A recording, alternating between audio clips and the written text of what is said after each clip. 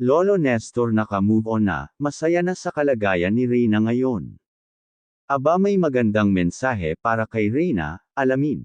Isang magandang araw muli mga calling up, maraming salamat sa walang sawang suporta sa aking channel lalo na sa mga hindi nag-skip ng ads. Huwag naman kalimutang mag-like at subscribe sa video na to. Lalo na sa channel ni Calling Up Rob at Kuya Val, dinalaw nga ng mga K-boys si Lolo Nestor mga calling up para kamustahin ang kalagayan nito. Wika nga ng mga ito ay akala nila na sanla na ni Lolo Nestor ang bahay. Pabirong wika ng mga K-boys na pinapatawa lamang nila ang matanda. Naluha nga si Lolo Nestor mga calling up na tulad ng dati na lagi niyang sinasabi tuwing nalalayo si Reyna sa kanya ay sobrang namimiss nga niya ito at hindi naman niya ito pinapabayaan sa kanyang pangangalaga. At ito nga ang nagsilbing inspirasyon niya mga calling up.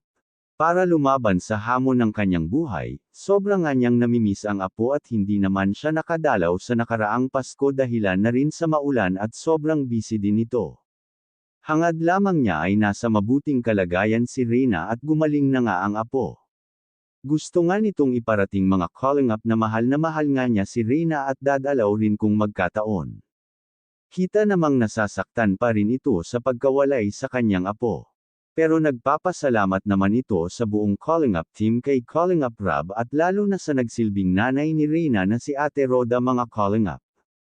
Masaya na nga si Lolo Nestor sa kalagayan ng kanyang apo ngayon lalo na't makikita nitong malaki nga ang pinagbago ni Reyna dahilan nga ay lagi nga itong nanunood sa mga latest vlog ni Calling Up Rob.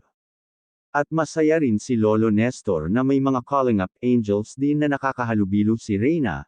Hindi naman natin maalis na masaktan si Lolo Nestor dahil kahit papano ay mahal nga niya ang kanyang apo, sa ngayon nga ay hindi naman pinapabayaan ni Lolo Nestor ang bahay na pinagkaloob sa kanya ni Calling Up Rob na natili pa rin naman itong malinis.